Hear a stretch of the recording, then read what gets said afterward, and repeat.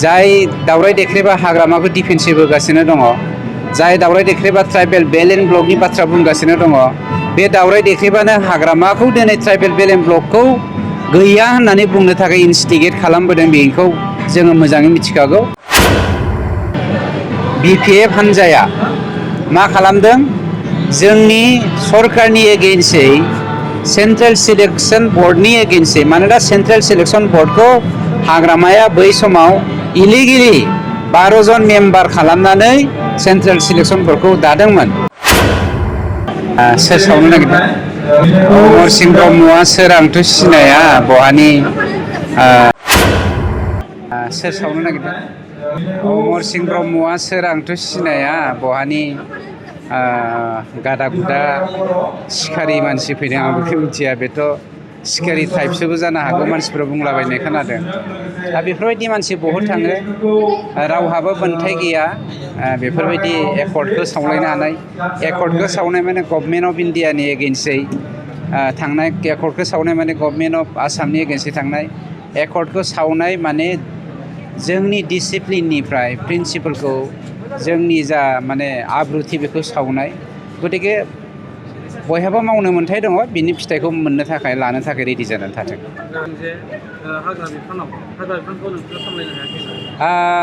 दावराय देख्रेबाथ' देख्रेबला देख्रेबलि बहुद बाथ्रा बुंलाबायो।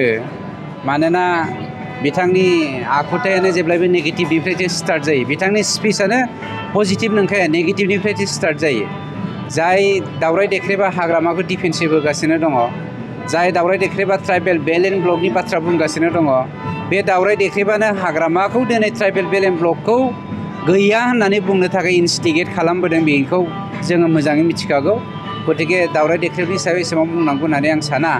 दावराय देख्रेबा BPFनि सासे एडभकेट जानानै, एडभकेसि जानानै थांनाय 17 बोसोराव हाग्राखौ माबायदि रैखाथि होदों, बेनि माबाखौ आंनो होग्रोथों, रिजाल्टखौ, बिनि फिडबेकखौ आंनो होग्रोथों। मानोना 17 बोसोराव दावराय देख्रेबमोननि पार्टि BPFआनो हाग्रामानि दैदेननायाव हाग्राखौ धंस' खालामदों। दावराय देख्रेबनि दैदेननायावनो हाग्रामानि बिहावा 150 बिगा हाग्राखौ रिजार्भ फरेस्टखौ दाननानै टि गार्डेन बानायदों। दावराय देख्रेबनि दैदेननायावनो मा होनो, जोंनि दिनैनि MCLA, मानव गिदिर MCLA बिथां मा बसुमतारी, देरहासार बसुमतारीया रिजार्भ फरेस्टखौ दाननानै टि गार्डेन खालामदों।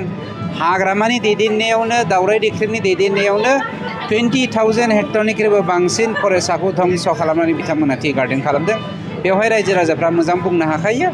मानोना बिथांमोननि दिनावथे हाग्राया जोबदोंमोन।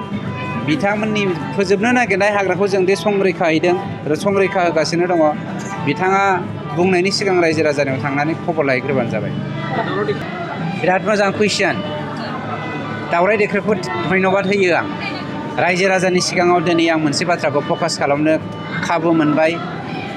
आंनियाव गोसोआव साननाय फैयाखैमोन बेखौ जे रायजो राजानो क्लियार खालामना होनांगौ होननानै। जोंनि मानव गेदेर प्रमद बर' बिथांनि दैदेननायाव जोंनि सरकारा जोंनि BTC ओनसोलाव थानाय जेसेबां पस्ट दङ, 1100टा पस्ट खालि दङ। बे 1100टा पस्टखौ बावैसोनो इन्टारभिउ होनानै जोङो साख्रि होनो थाखाय थियारि जागासिनो दङ। बयनिख्रुइ दुखुनांथावसिन बाथ्राया जादों, सरकाराव जेननायनि उनाव BPF हान्जाया मा खालामदों? जोंनि सरकारनि एगेन्स्टै सेन्ट्रेल सिलेक्सन बर्डनि एगेन्स्टै, मानोना सेन्ट्रेल सिलेक्सन बर्डखौ हाग्रामाया बै समाव इलिगेलि 12 जन मेम्बार खालामनानै सेन्ट्रेल सिलेक्सन बर्डखौ दादोंमोन। खिन्थु सेन्ट्रेल सिलेक्सन बर्डआवहाय 2003 मायथाइनि बानायनाय एसे मिटिङाव पास खालामनाय माबा बायदियै मा होनो 7 जननि बारा बानायनो मोना।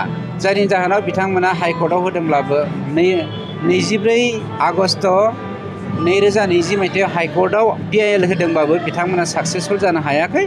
नाथाय जों एसे खस्थ' मोनदों। जायनि जाहोनाव थांनाय 21 जुन खालिसो गभर्नमेन्ट अफ अनारेबल हाइकर्टआ मोनसे भार्डिक्ट होदों दे फर द ग्रेटार इन्टारेस्ट अफ द पिपोल, पाब्लिकनि ग्रेटार इन्टारेस्टनि थाखाय, रायजो राजानि ग्रेटार इन्टारेस्टनि थाखाय ल'नि सायाव डिपेन्ड खालामनानै नोंथांमोना CSB बर्डखौ दानानै इन्टारभिउ फाथिनानै साख्रिखौ 1100टा पस्ट खालिखौ फिलआप खालामनो हायो होननानै मोनसे भार्डिक्ट होदों।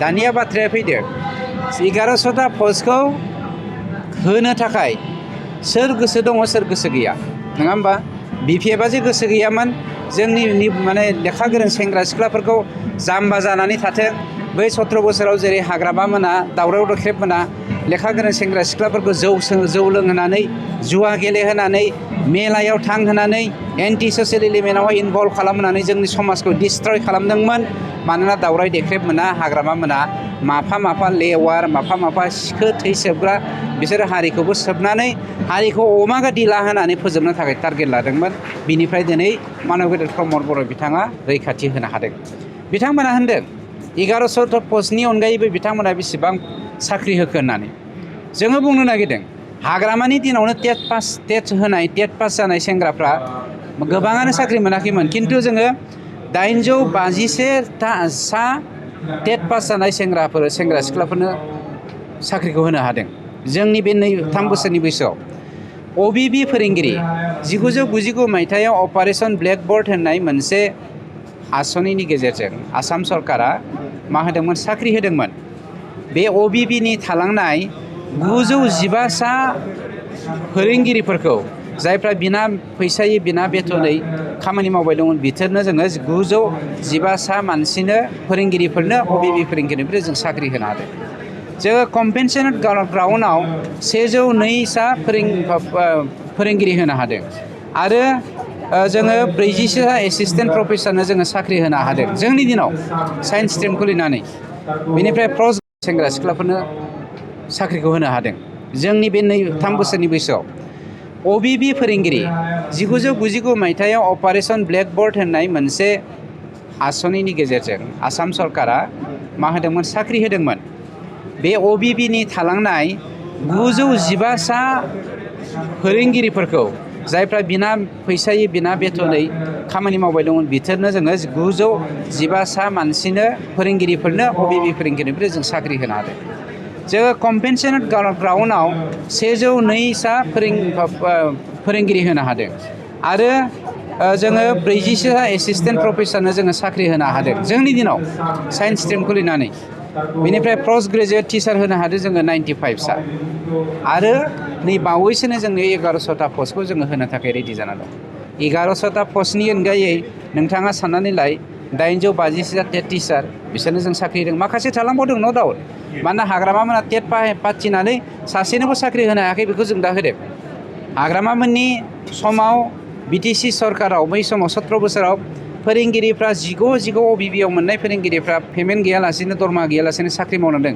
बेखौ जोङो 915 सा मानसिनो जोङो साख्रि होदों मानो साख्रि होआखै होननानै बिथांमोना बखिबाय थादों गतिके बिथांमोना लाजिनांगौ नंगौ बिथांमोन बायदि जों 2 नाम्बारि खालामाखै 2019 मायथाइयाव बिथांमोना 600 सानिख्रुइबो बांसिन मानसिनिफ्राय फैसा लानानै डाइरेक्टलि इनडाइरेक्टलि बिथांमोना घुस लानानै without interview without system without notification बिथांमोना साख्रि होदोंमोन लाजिनाय मोननांगौ बिथांमोना जे एसेबां 2 नाम्बारि खालामबोदों एसेबां थगायबोदों दावराव देख्रेबा लाजिगोन ना लाजिया गाव जे एसेबां गिदिर अफिसारमोन बेफोरबायदि मानसिया काराप्टेड सासे हाग्रामाजों थानानै दिनै हारिखौ जे फाननो नागिरदों दावराव देख्रेबखौ सिनायै रावबो गैलिया